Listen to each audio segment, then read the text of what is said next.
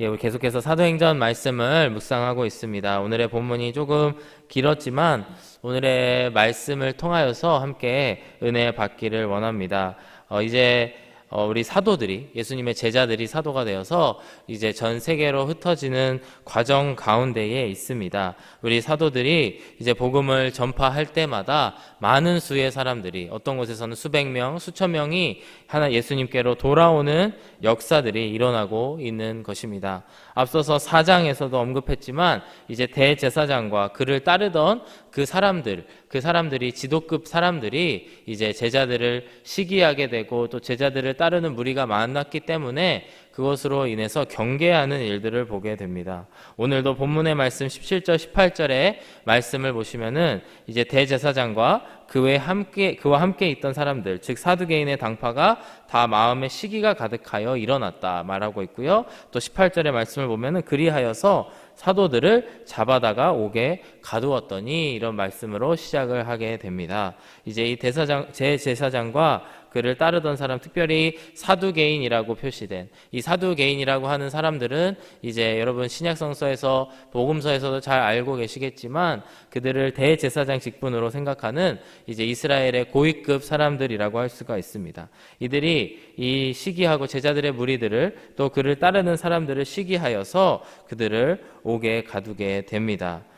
특별히 4장에서 이야기했었던 자신들의 경고했던 것, 더 이상 예수를 그리스도라고 하는 것, 그리고 십자가에서 그가 살아났다라고 하는 것을 전하지 말라라고 이야기했음에도 제자들은 그 일들을 완전히 무시하고 그 경고를 무시하고 복음을 계속해서 전파하였기 때문에 오늘 다시 한번 이 대제사장과 그를 따르던 사람들이 이제 사도들을 옥에 가두는 장면들이 나오게 됩니다. 근데 오늘 놀라운 것이 19절과 20절의 말씀을 보시면은 그때에 하나님의 하나님의 사자가 나타나서 그들을 옥문에서 끌어내는 일들을 기록하고 있습니다. 19절의 말씀 보시면요, 주의 사자가 밤에 옥문을 열어 끌어내어 이르되 가서 성전에 서서 이 생명의 말씀을 다 백성에게 말하라 하매, 이렇게 말씀이 시작이 됩니다.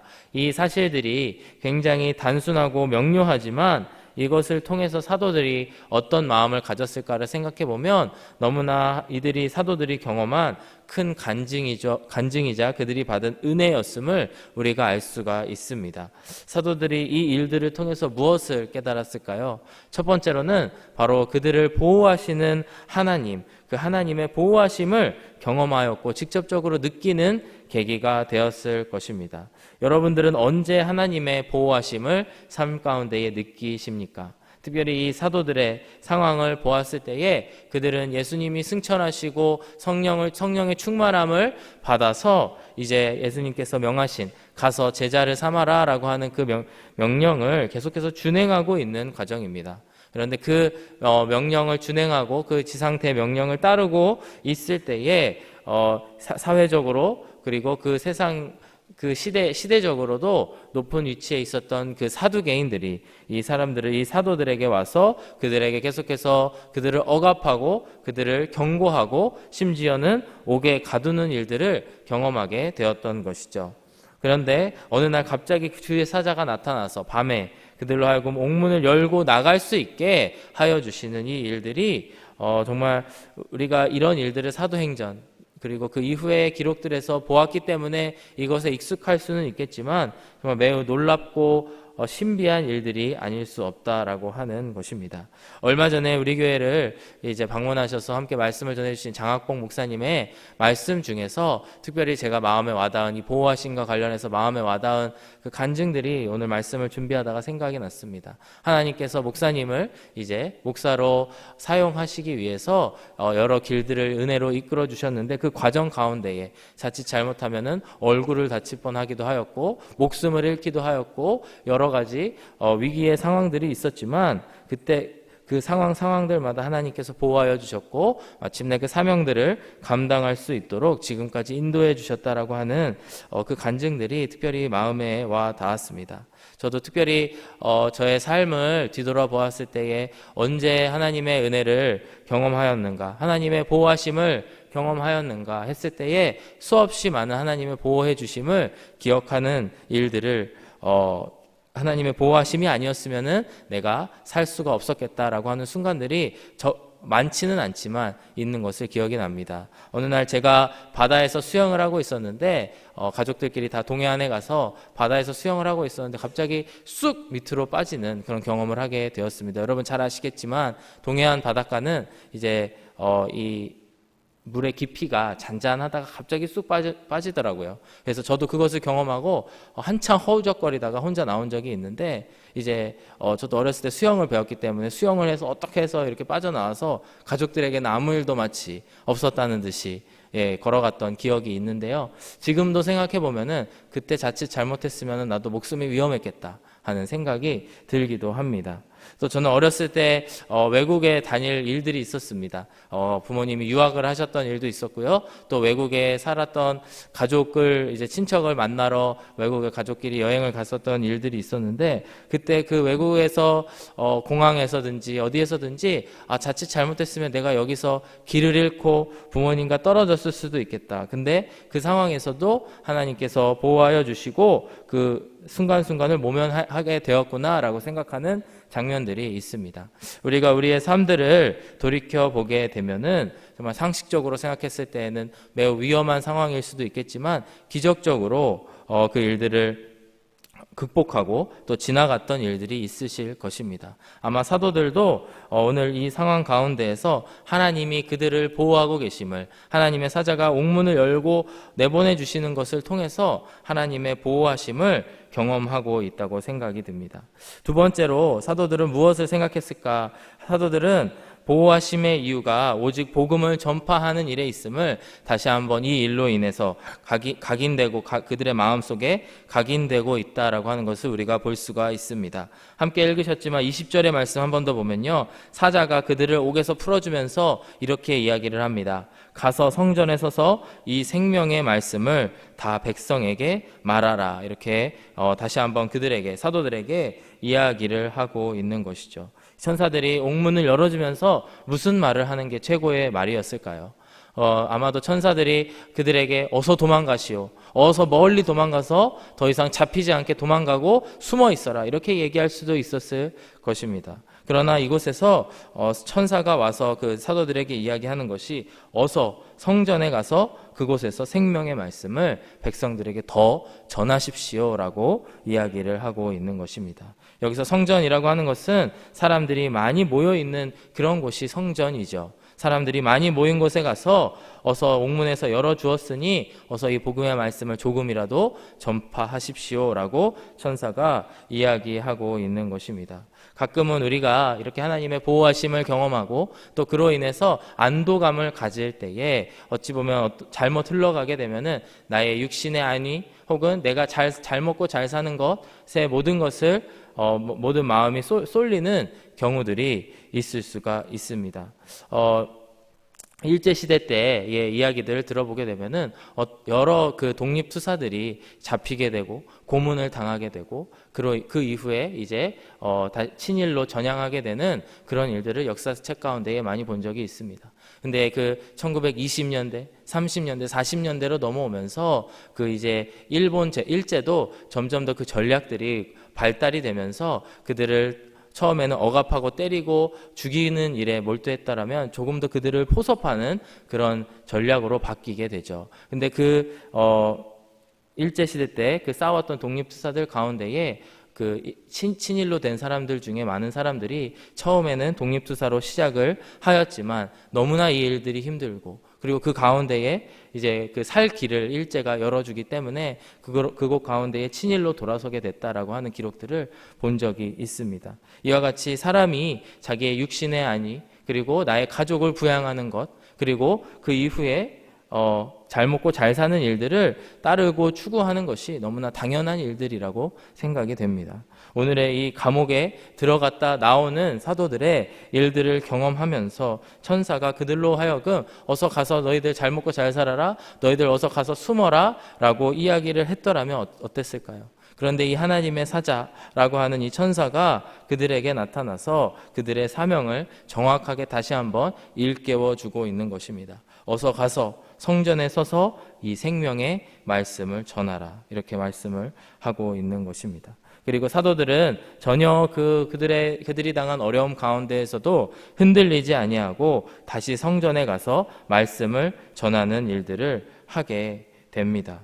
21절의 말씀을 보시면 그들이 듣고 새벽에 성전에 들어가서 가르치더니 대제사장과 그와 함께 있는 사람들이 와서 공회와 이스라엘 족속의 원로들을 다 모으고 사람을 옥에 보내어 사도들을 잡아오라 하니 부하들이 가서 옥에서 사도들을 보지 못하고 돌아왔다. 이렇게 말씀이 이어지게 됩니다.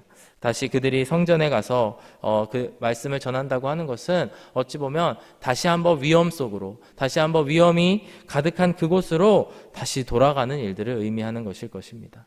사람들이 많은 곳에 가서 다시 하지 말라고 했던 그 권력들이 하지 말라고 했던 일들을 하는 것 자체가 그들의 위험을 그들이 위험하게 되는 일들임에도 불구하고 그들은 천사에게 받은 또 그 더 전에는 예수님에게 받은 그 사명을 감당하려고 나아가고 있다라고 하는 것이죠.